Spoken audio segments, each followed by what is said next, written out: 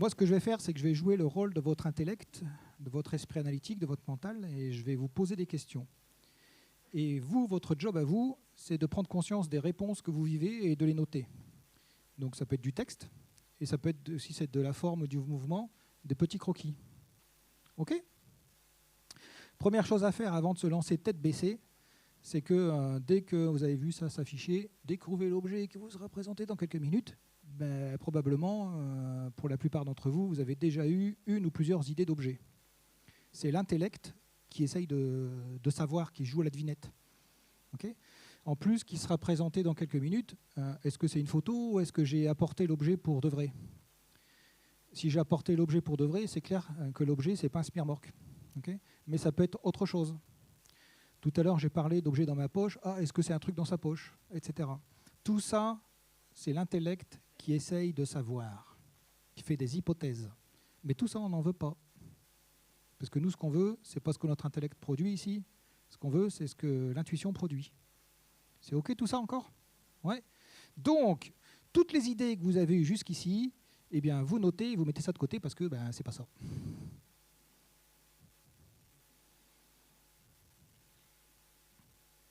Et quand je dis mettre de côté, c'est de poser l'intention que, OK, ben, cette idée-là ou ces idées-là, ce sont des idées produites par mon raisonnement et ce n'est pas ça que je veux. Peut-être que le raisonnement a un coup de chance, on va dire ça comme ça, pourquoi pas, OK, mais ce n'est pas ça qu'on veut, donc on pose l'intention qu'on met de côté pour l'instant.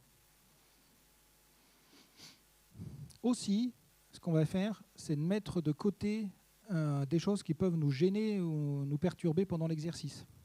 Du genre, qu'est-ce qu'il me raconte avec son truc là ? Moi, je vais être capable de percevoir intuitivement et d'écrire un objet, donc n'importe quoi. Ou alors, ouais, je sais que ça existe, mais peut-être que je n'en suis pas capable. Donc peur de l'échec.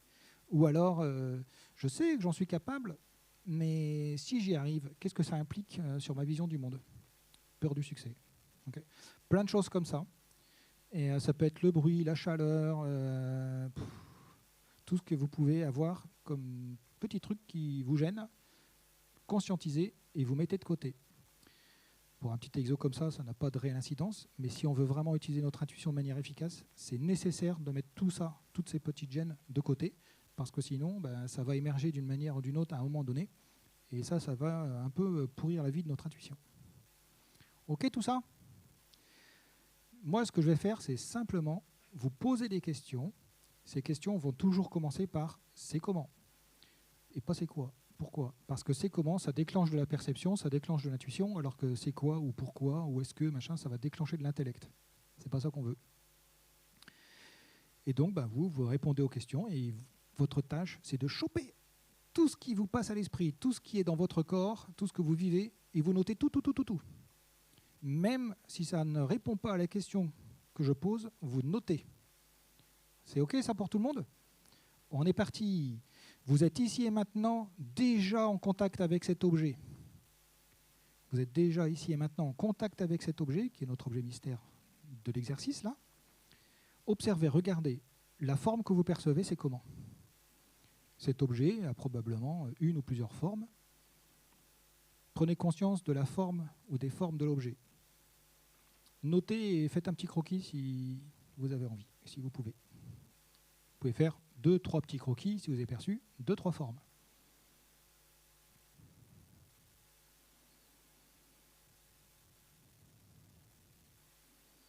De nouveau, observez, regardez. Là où les couleurs, c'est comment ? L'objet a au moins une couleur, peut-être plusieurs. Là où les couleurs de l'objet sont comment ? Prenez conscience de là où des couleurs et notez.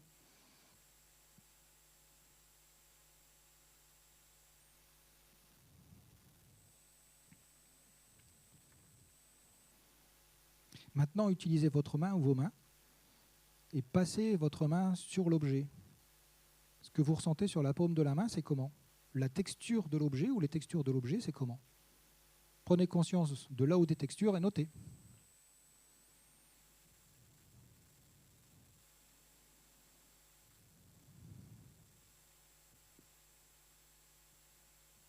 Toujours avec votre main ou vos mains, vous pouvez tapoter sur l'objet ou appuyer dessus.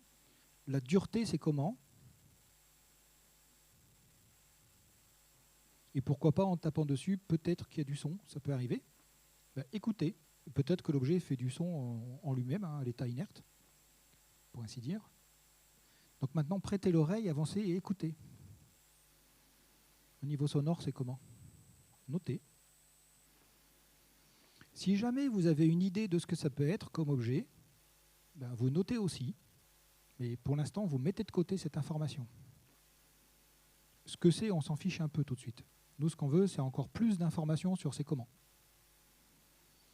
Et vous reposez l'intention d'explorer, de percevoir, de vivre intuitivement l'objet qui est la solution de cet exercice. Il n'y en a qu'un, il n'y a qu'un seul objet, solution de cet exercice. Posez l'intention dessus de nouveau, et toujours avec votre main ou vos mains, vous sous-pesez l'objet. Le poids, la masse, la densité, c'est comment?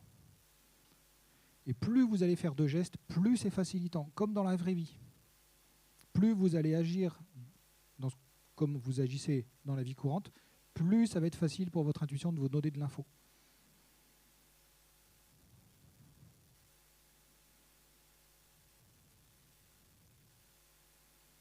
Tiens, toujours en observant ou avec vos mains, par rapport à vous, cet objet, il est petit ou grand comment? Par rapport à vous, cet objet, il est comment au niveau de la taille? Vous pouvez le savoir en regardant ou le savoir en utilisant vos mains.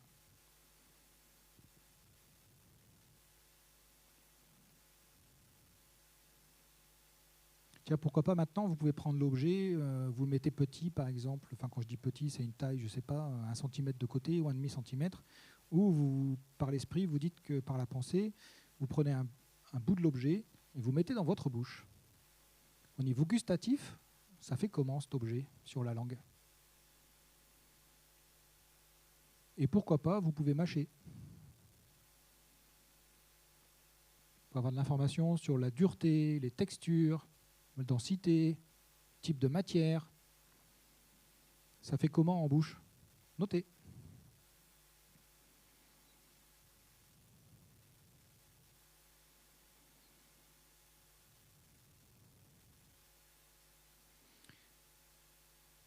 De nouveau, si vous avez l'objet à côté de vous, en face de vous, vous pouvez vous approcher et inspirer, respirer. Dans vos narines, quand vous sentez, quand vous respirez l'objet, ça fait comment? Ben, notez encore.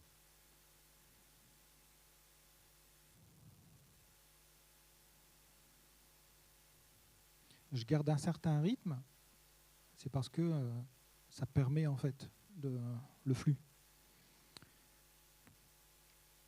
Si jamais vous n'avez pas eu le temps de noter tout ce que vous avez perçu, ben notez. Vous pouvez vous souvenir de ce que vous n'avez pas eu le temps de noter.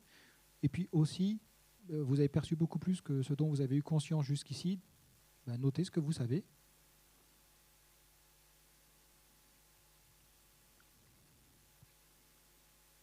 Puis rapidement, encore 2 questions, pourquoi pas. Imaginez que l'objet est posé par terre, vous êtes au-dessus, vous regardez en bas. Vu du dessus, la forme, les couleurs, c'est comment? Vu du dessus, l'objet, ça où ses formes, ça où ses couleurs, c'est comment? Vous pouvez faire un petit croquis et puis nommer les couleurs. Notez juste ce qui vous vient. Si parfois, à certaines questions, vous n'avez pas eu de réponse, ça n'a aucune importance. Ce qui compte, c'est d'avoir de l'info quand elle vient. Et si jamais, dans ce type d'exercice, vous êtes vraiment bloqué, vous inventez. Aucune importance. L'objectif, c'est de créer du flux à ce stade. Dernière question, et je vous laisse 10 secondes avec cette question. Maintenant, par la pensée, vous êtes à l'intérieur de l'objet. Vous changez d'échelle, vous mettez une taille adéquate. Vous êtes à l'intérieur de l'objet, et je vous laisse explorer l'intérieur, les couleurs, les formes, les sons, les odeurs, etc.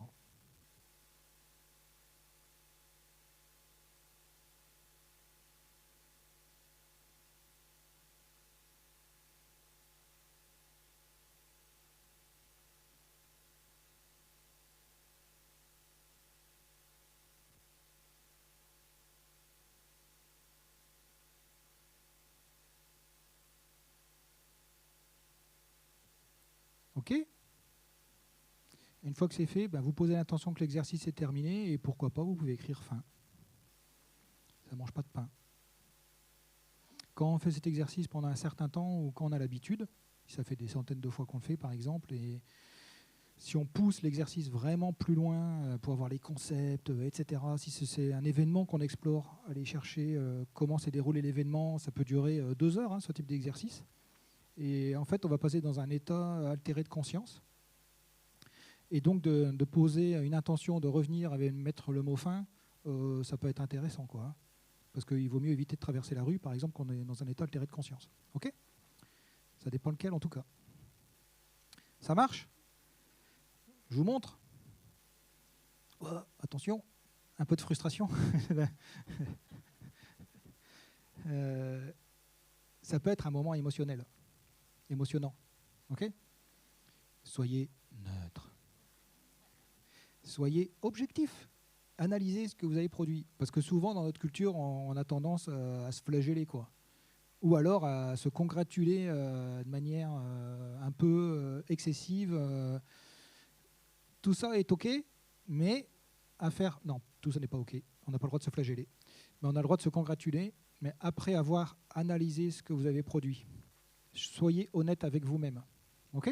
Donc vous avez noté plein de choses, puis quand l'objet, vous savez ce que c'est, vous comparez, et si vous avez plein de choses qui sont justes, quand je dis juste, c'est objectivement vrai, quoi. Là, vous pouvez faire « ouais ».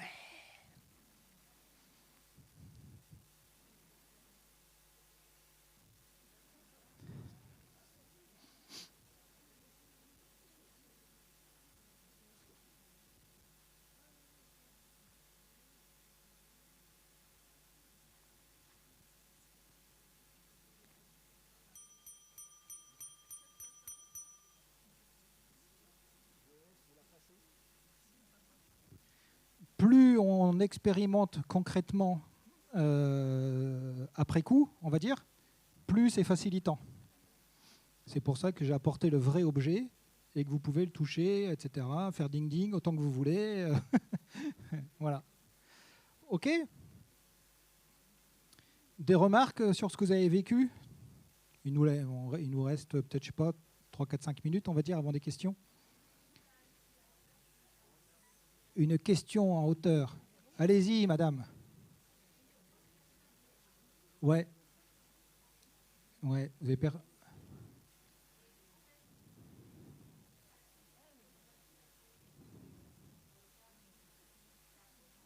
Ouais. OK. OK. Je vais répéter juste à tout le monde ce que vous avez dit, si vous me permettez. Madame, elle dit qu'elle a perçu un objet en métal, à peu près comme ça, si je comprends bien. Pas très grand, voilà. Et puis, c'est quoi? C'est une voiture, c'est ça? Petite voiture, donc un truc qui roule et tout ça, quoi. OK? Merci de ce partage, c'est très intéressant, parce que c'est un grand classique de ce que l'on vit et de ce qui se passe. On comprend que ce qui a été perçu, il y a plein de choses justes. C'est un petit objet, peut-être métallique, c'est ça? Ouais, OK. Il y a des roues, ça roule, OK. C'est ludique, c'est rigolo, enfin il y a un truc un peu comme ça, OK. Donc là, on perçoit qu'il y a beaucoup de choses similaires avec l'objet réel. Par contre, ce n'est pas une voiture, OK. C'est là où on se rend compte que, rappelez-vous, toutes les questions que j'ai posées sont sensorielles. Les informations sensorielles ici sont justes, OK. Mais le concept ne l'est pas. Ce n'est pas une voiture, c'est une sonnette. Jamais on n'a été exploré à ce stade les concepts. Donc en fait, l'intuition, elle répond aux questions que j'ai posées, c'était ça le cadre de l'exercice. Donc toute information qui ne répond pas à une des questions posées, cette information est générée par l'intellect.